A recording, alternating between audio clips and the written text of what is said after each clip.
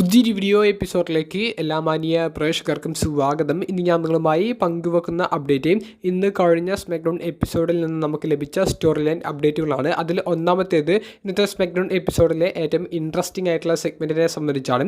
ഏറ്റവും ഇൻട്രസ്റ്റിംഗ് ആയിട്ടുള്ള സെഗ്മെൻറ്റായിട്ട് എനിക്ക് ഫീൽ ചെയ്തത് മെൻസ് എലിമിനേഷൻ ചേംബറിൽ പങ്കെടുക്കുന്ന 6 റെസ്ലേഴ്സിൽ 5 റെസ്ലേഴ്സും വന്നിട്ട് നടത്തിയ ആ ഒരു സെഗ്മെൻ്റ് ആയിരുന്നു. അതിലെ ഇൻട്രസ്റ്റിംഗ് ആയിട്ടുള്ള ഒരു മൊമെൻറ്റ് ജോൺസണയുടെ മ്യൂസിക് പ്ലേ ചെയ്തുകൊണ്ട് ലോഗൻ പോൾ വന്നതായിരുന്നു. അതായത് ഈ സെഗ്മെൻറ്റ് ആരംഭിക്കുന്നത് ഡ്രൂ മാക്കിൻറ്റയറിൻ്റെ പ്രൊമോ സെഗ്മെൻറ്റോട് കൂടിയിട്ടാണ്. ഡ്രൂ മാക്കിൻറ്റയറിൻ്റെ സെഗ്മെൻറ്റ് ആരംഭിക്കുന്നത് ജോൺസണയുടെ വീഡിയോ പാക്കേജിനെ ചെയ്തുകൊണ്ടാണ്. ആ സെഗ്മെൻ്റ് ഒന്നും കാണിക്കേണ്ട ആവശ്യമില്ല എന്ന് പറഞ്ഞുകൊണ്ട് ജോൺസനെ പിന്നീട് മാക്സിമം കളിയാക്കാൻ പറ്റുന്നതിൻ്റെ പരമാവധി കളിയാക്കിക്കൊണ്ടുള്ള ഡ്രൂവിൻ്റെ വാക്കുകളാണ് നമുക്ക് അവിടെ കേൾക്കാൻ പറ്റിയത്. ജോൺസനെ ക്വാളിഫൈ നേടിയ ആ ഒരു രീതിയെ സംബന്ധിച്ചും ജോൺസനയുടെ മുടി പോയതിനെ സംബന്ധിച്ചും ജോൺസന പാർട്ട് ടൈം റെസ്ലർ ആയതിനെ സംബന്ധിച്ചുമൊക്കെ കളിയാക്കി ഡ്രൂ അങ്ങോട്ട് ഇരിക്കുന്ന ഒരു സമയത്ത് കമൻറ്റേഴ്സ് ടേബിളിൻ്റെ മുകളിൽ ഡ്രൂ അങ്ങനെ വാക്കുകൾ കൊണ്ടിട്ടുള്ള വലിയൊരു പോരാട്ടം നടത്തുന്ന സമയത്താണ് ഡാമിനി പ്രീസ്റ്റ് അങ്ങോട്ടേക്ക് കയറി വരുന്നതും പിന്നീട് അവിടേക്ക് സെത്ത് CM പങ്ക് തുടങ്ങിയവരൊക്കെ കയറി വരുന്നതും. അപ്പോൾ സെത്ത് CM പങ്കൊക്കെ വരുന്നതോടുകൂടി നമുക്ക് കാര്യം വളരെ വ്യക്തമാണ്. അവർ എന്താണ് പറയാൻ പോകുന്നത് എന്നുള്ളതും നമുക്ക് മുൻകൂട്ടി പറയാൻ സാധിക്കും. അതേ ഒരു രീതിയിലുള്ള ഒരു സെഗ്മെൻറ്റ് തന്നെയാണ് അവരുടെ ഭാഗത്തു നിന്നും കാണാൻ സാധിച്ചത്. പങ്ക് വരുന്നു സെത്ത് ഡ്രൂ തുടങ്ങിയവർക്കെതിരെ പ്രശ്നങ്ങളുള്ളത് സംബന്ധിച്ചൊക്കെ പറയുന്നു. അവിടേക്കാണ് ജോൺസന ഒരിക്കലും വരില്ല എന്നൊക്കെ പറഞ്ഞ് ഇങ്ങനെ ഒരു വാക്ക് തർക്കത്തിൻ്റെ ഒരു മൂർധന്യ ലെവലിൽ നിൽക്കുമ്പോഴാണ് അവിടെ ലോഗൻ പോൾ ജോൺസണയുടെ മ്യൂസിക് പ്ലേ ചെയ്തുകൊണ്ട് വരുന്നത്. അത് കിടിലമായിട്ടുള്ള ഒരു മൊമെൻ്റ് ആയിരുന്നു. ലോഗൻ പോളിനെ ആളുകൾ എത്രത്തോളം വെറുക്കണമോ അത്രയും താരം വെറുപ്പിക്കാനുള്ള എല്ലാവിധ കാര്യങ്ങളും ചെയ്യുന്നുണ്ട്. എന്തായാലും ലോഗൻ പോളിന് 2 അടി കിട്ടണം എന്ന് വിചാരിക്കാത്ത ഒരു റെസ്ലിംഗ് ആരാധകനും ഉണ്ടായിരിക്കില്ല എന്ന് തന്നെ പറയേണ്ടി വരും. അത്രയും അങ്ങനെ ഒരു പ്രൊമോ ലെവലിൻ്റെ ഒരു മാക്സിമം ഹൈപ്പിൽ നിൽക്കുന്ന ഒരു സമയത്ത് ജോൺസണയുടെ ഒരു മ്യൂസിക് പ്ലേ ആകുമ്പോൾ എല്ലാവരും ആവേശത്തോട് കൂടിയിട്ട് ഇങ്ങനെ എഴുന്നേറ്റ് നിൽക്കും. കാരണം ജോൺസനെ വരുന്നുണ്ടോ എന്നുള്ളത് കാണാൻ വേണ്ടിയിട്ട്. പക്ഷേ അവിടെ വരുന്നത് ലോഗൻ പോൾ ആയിരിക്കുമ്പോൾ എല്ലാവരും ലോഗൻ പോളിനെ വെറുക്കും. അതവർക്ക് മാക്സിമം ഇന്നത്തെ സെഗ്മെൻറ്റിലൂടെ കാണിക്കാൻ സാധിച്ചിട്ടുണ്ട്. ലോഗൻ പോളിനെ എത്രത്തോളം ഹെയ്റ്റ് വാങ്ങിക്കൊടുക്കാൻ സാധിക്കുന്നുവോ അത്രത്തോളം മേടിച്ചു കൊടുക്കാൻ ആ ഒരു സെഗ്മെൻറ്റ് കൊണ്ട് സാധിച്ചിട്ടുണ്ട്. ജോൺസണയുടെ മ്യൂസിക് പ്ലേ ആയ ഒരു സമയത്ത് നിങ്ങളിൽ ആരെങ്കിലും ജോൺസനെ ആണോ വരുന്നത് എന്ന് തോന്നിയിട്ടുണ്ടോ? നിങ്ങളുടെ മനസ്സിൽ അങ്ങനെ ഒരു വിചാരം വന്നിട്ടുണ്ടോ? അതൊന്ന് കമൻറ്റ് ബോക്സിൽ രേഖപ്പെടുത്തുക. രണ്ടാമത്തെ അപ്ഡേറ്റ് ഇന്നത്തെ സ്മാക്ഡൗൺ എപ്പിസോഡിൽ നിരാശപ്പെടുത്തിയ 2 ഭാഗങ്ങളെ സംബന്ധിച്ചാണ്. അതിൽ ഒന്നാമത്തേത് തുടക്കത്തിലെ സെഗ്മെൻറ്റും അതിനുശേഷം വന്ന മത്സരവും എലിമിനേഷൻ ചേംബറിന് വേണ്ടി പ്രത്യേകിച്ച് ഗുണങ്ങളൊന്നും ചെയ്യുന്നില്ലല്ലോ എന്നുള്ളത് ഓർത്തുകൊണ്ടാണ്. അതിൽ ആദ്യത്തെ ഒരു സെഗ്മെൻറ്റ് നമുക്കിന്ന് സ്മാക്ഡൗണിൽ കാണാൻ സാധിച്ചത് ഹോൾ ഓഫ് ഫെയിമറായ ട്രിഷിൻ്റെയും ടിഫിനിയുടെയും സെഗ്മെൻ്റ് ആയിരുന്നു. അതിനെ ഇൻറ്ററപ്റ്റ് ചെയ്തുകൊണ്ട് വന്ന ചെൽസിയും പൈപ്പർ നെവനും പിന്നീട് ടിഫിനിയും ചെൽസിയും തമ്മിലുള്ള ഒരു നോൺ ടൈറ്റിൽ മത്സരം ഡിസ്ക്വാളിഫിക്കേഷനിലൂടെയാണ് അവസാനിക്കുന്നത്. നയ ജാക്സ്, കാൻഡിസ് ലെറെ തുടങ്ങിയവരുടെ ഒരു ആക്രമണവും ഇവരുടെ ഒരു പ്രത്യാക്രമണവും നമുക്ക് കാണാൻ സാധിച്ചു. ഈ ഒരു സെഗ്മെൻറ്റുകൾ തന്നെയാണ് കഴിഞ്ഞ കുറച്ച് സ്മാക്ഡൗൺ എപ്പിസോഡുകളായിട്ട് അവർ കാണിച്ചിട്ടുണ്ടായിരുന്നത്. അതിൽ പ്രത്യേകിച്ചൊരു വലിയൊരു വ്യത്യാസമൊന്നും നമുക്ക് ഇന്നത്തെ സ്മാക്ഡൗണിൽ കാണാൻ സാധിച്ചില്ല. 3 മണിക്കൂർ ഷോ ഫിൽ ചെയ്യാൻ വേണ്ടി മാത്രം ഉള്ള ഒരു മത്സരം, ഒരു സെഗ്മെൻറ്റ്. അതിനുപരി മറ്റൊന്നും അതിന് ഉണ്ടാക്കാൻ സാധിച്ചിട്ടില്ല. ഹോം ടൗൺ ഹീറോയായ ട്രിഷിനെ അവർ ഒരു സെഗ്മെൻറ്റ് കൊടുത്ത് ഒന്ന് ആദരിച്ചു എന്ന് തന്നെ പറയേണ്ടി വരും. രണ്ടാമത്തേത് വളഞ്ഞ് മൂക്ക് പിടിക്കുന്ന ഒരു രീതി നമുക്ക് ഇന്നത്തെ സ്മാക്ഡൗൺ എപ്പിസോഡിൽ കാണാൻ സാധിച്ചു.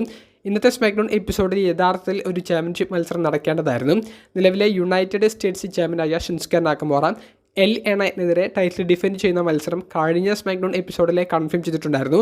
ഇന്നത്തെ സ്മാക്ഡൗൺ എപ്പിസോഡ് ആരംഭിക്കുന്നതിന് മണിക്കൂറുകൾക്ക് മുൻപേ ആ മത്സരം അഡ്വർടൈസ് ചെയ്യുന്നുണ്ടായിരുന്നു. എന്നാൽ 2-3 മണിക്കൂറുകൾക്ക് മുൻപാണ് ആ പ്ലാനിൽ മാറ്റം വരുത്തിക്കൊണ്ട് ഒരു 3 സിംഗിൾസ് മത്സരം കൺഫേം ചെയ്യുന്നതും ഒരു ട്രിപ്പിൾ ടെറ്റ് നമ്പർ 1 കണ്ടർ മത്സരം കൺഫേം ചെയ്യുന്നതും ഒരു ടൂർണമെൻറ്റിന് സമാനമായ മത്സരം.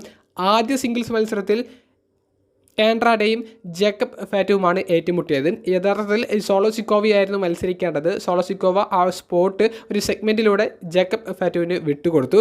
ജേക്കബ് ഫാറ്റു ആൻഡ്രാഡയെ പരാജയപ്പെടുത്തിക്കൊണ്ട് അവസാനത്തെ ആ ഒരു ട്രിപ്പിൾ ടെറ്റ് മത്സരത്തിലേക്ക് ക്വാളിഫൈ നേടി. പിന്നീട് നടന്ന മത്സരത്തിൽ സാന്റോസ് എസ്കോബാറിനെ പരാജയപ്പെടുത്തിക്കൊണ്ട് അത് കിടിലമായിട്ടുള്ളൊരു പെർഫോമൻസ് ആയിരുന്നു LA നൈറ്റിൻ്റെ ഭാഗത്ത് നിന്ന്. അങ്ങനെ LA നൈറ്റും ക്വാളിഫൈ നേടി. പിന്നീട് നടന്ന ഒരു സിംഗിൾസ് മത്സരത്തിൽ ബ്രോൺ സ്ട്രോമിനെ ഡിസ്ക്വാളിഫിക്കേഷനിലൂടെ പരാജയപ്പെടുത്തിക്കൊണ്ട് ബുദ്ധിപരമായിക്കൊണ്ട്, അത് എടുത്തു പറയണം, ബുദ്ധിപരമായിക്കൊണ്ട് കാർമെലോ ഹെയ്സും ആ ട്രിപ്പിൾ ടെറ്റ് മത്സരത്തിലേക്ക് ക്വാളിഫൈ നേടി. പിന്നീട് മെയിൻ ഈവൻറ്റ് മത്സരമായിട്ട് അവർ നടത്തിയിട്ടുണ്ടായിരുന്ന റെസ്ലിംഗ് മാച്ച് എന്ന് പറയുന്നത് ഈ ഒരു ട്രിപ്പിൾ ടെറ്റ് മത്സരമായിരുന്നു. മത്സരത്തിൽ LA നൈറ്റ് വിജയിച്ചു, നമ്പർ 1 കണ്ടൻഡറായി. ഈ മത്സരം തന്നെയാണ് കഴിഞ്ഞ ആഴ്ച അവർ അഡ്വർടൈസ് ചെയ്തത്. അത് വളഞ്ഞു മൂക്കി പിടിച്ചുകൊണ്ട് ഒരു നമ്പർ 1 കണ്ടൻഡർ പൊസിഷൻ LA നൈറ്റിന് കൊടുത്തുകൊണ്ട് ഇനി അവർ കുറച്ച് സ്മാക്ഡൗൺ എപ്പിസോഡിലും കൂടി ആ സ്റ്റോറി കൊണ്ടുപോകും. അപ്പോൾ 3 മണിക്കൂർ ഷോ ഫിൽ ചെയ്യാൻ വേണ്ടിയിട്ട് ഇത്തരത്തിലുള്ള സെഗ്മെൻറ്റുകളും മത്സരങ്ങളും ആഡ് ചെയ്യുന്നതിലൂടെ പ്രത്യേകിച്ച് പുതുമയൊന്നും ഈ ഒരു മിഡ് കാർഡ് ലെവലിൽ നമുക്കിന്ന് സ്മാക്ഡൗണിൽ കാണാൻ സാധിച്ചിട്ടില്ല. മൂന്നാമത്തെ story line update tag team ഡിവിഷനെ സംബന്ധിച്ചാണ്. ടാഗ് ടീം ചാമ്പ്യന്മാരായ DIYക്ക് എന്തായാലും ഒരു മൾട്ടി ടാഗ് ടീം മത്സരമായിരിക്കും ഇനി വരുന്ന റസൽമേനിയയിൽ കളിക്കേണ്ടി വരിക എന്നുള്ളത് ഇന്നത്തെ സ്മാക്ഡൗണിലൂടെ അടിവര ഇടുന്നതാണ് നമുക്ക് കാണാൻ സാധിച്ചത്.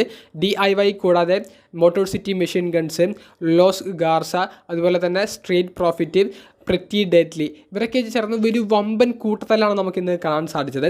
എന്തായാലും കൂട്ടത്തല്ലിൽ ആർക്കും വലിയ ഉപകാരമൊന്നും ഉണ്ടാക്കിയിട്ടില്ല. ഈ കൂട്ടത്തല്ല് കൊണ്ട് ഒരു മൾട്ടി ടാഗ് ടീം മത്സരം ആണ് ടാഗ് ടീം ചാമ്പ്യൻഷിപ്പിന് വേണ്ടി അടുത്തതായി നടക്കാൻ പോകുന്നത് എന്നുള്ളത് വളരെ വ്യക്തമാക്കി നമുക്ക് കാണിച്ചു തരുന്നുണ്ട്. മത്സരം അതികിടിലമായിരിക്കും.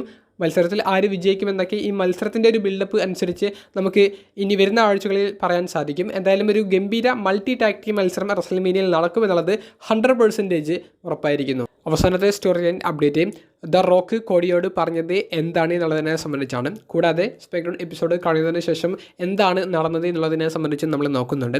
കോഡി റോഡ്സിൻ്റെ സെഗ്മെൻറ്റാണ് നമുക്ക് ഇന്നത്തെ സ്മാക്ഡൗൺ എപ്പിസോഡിലെ ഏറ്റവും അവസാനമായി കാണാൻ സാധിച്ച ഒരു സെഗ്മെൻറ്റ്. കോഡി റോഡ്സിന് ഒരു ഗിഫ്റ്റ്, ഒരു പുതിയ വാഹനം ദ റോക്ക് സമ്മാനിക്കുന്നു. അതിൻ്റെ ഒരു ഇൻട്രഡക്ഷനും മൈക്കിൾ കോൾ കൊടുക്കുന്നുണ്ട്. പിന്നീട് ഒരു സാറ്റലൈറ്റിലൂടെ അവിടെ പ്രത്യക്ഷപ്പെട്ട വീഡിയോയിലൂടെ വന്ന ദ റോക്ക് അദ്ദേഹത്തിൻ്റെ കയ്യിലൊരു ബെൽറ്റ് ഉണ്ടെന്ന്. ആ ബെൽറ്റിൽ കോഡി റോഡ്സിൻ്റെ അച്ഛൻ, എക്കാലത്തെയും മികച്ച WWE താരങ്ങളിൽ ഒരാളായ ഡസ്റ്റി റോഡ്സ് മരണപ്പെട്ട ആ ഒരു തീയതിയും റോക്ക് കുറിച്ചിരിക്കുന്നതായി നമുക്ക് കാണാൻ സാധിച്ചു.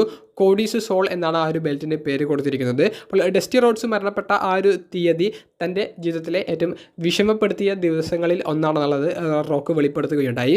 കൂടാതെ കോഡി നാളെ എടുക്കാൻ പോകുന്ന തീരുമാനം തന്നെ അത്തരത്തിൽ വിഷമിപ്പിക്കുന്ന ഒരു ദിവസത്തിലേക്ക് നയിക്കരുത് എന്നുള്ളതും ദ റോക്ക് പറയുന്നുണ്ട്. അതായത് കോഡി നെഗറ്റീവായിട്ടുള്ള ഒരു റിയാക്ഷനാണ് റോക്കിന് നൽകുന്നത് എന്നുണ്ടെങ്കിൽ, റോക്കിൻ്റെ കൂടെ നിൽക്കാൻ താല്പര്യമില്ല എന്ന് പറയുകയാണെങ്കിൽ റോക്കിനെ അത് വളരെ വിഷമപ്പെടുത്തുമെന്നും അത് റോക്കിൻ്റെ റിയാക്ഷൻ എന്തിലേക്ക് കൊണ്ടുപോകുമെന്നുള്ളത് റോക്കിനെ അറിയില്ല എന്നുള്ളതും, ഇൻഡയറക്റ്റായി റോക്കിൻ്റെ ഒപ്പം കോഡി നിന്നില്ലെങ്കിൽ വലിയ ആക്രമണം റോക്കിൻ്റെ ഭാഗത്ത് നിന്ന് കോഡിക്ക് നേരിടേണ്ടി വരും എന്നുള്ളത് റോക്ക് പറയാതെ പറയുകയാണ് അവിടെ ചെയ്തിട്ടുള്ളത്. ഇൻഡയറക്റ്റ് ആയിട്ട് വലിയൊരു വാർണിംഗ് ആണ് റോക്ക് കോഡിക്ക് കൊടുത്തിട്ടുള്ളത്. അപ്പോൾ എന്ത് സ്വീകരിക്കണം, എന്ത് ചെയ്യണം എന്നുള്ള ഒരു വലിയൊരു എന്താ പറയുക, ഒരു സംശയത്തോട് കൂടിയിട്ടുള്ള ഒരു മുഖഭാവം കാണിച്ചുകൊണ്ടാണ് കോഡി റോഡ്സിൻ്റെ ആ ഒരു സെഗ്മെൻറ്റും സ്മാക്ഡൗൺ എപ്പിസോഡും മൊത്തത്തിലും അവസാനിപ്പിച്ചിട്ടുള്ളത്.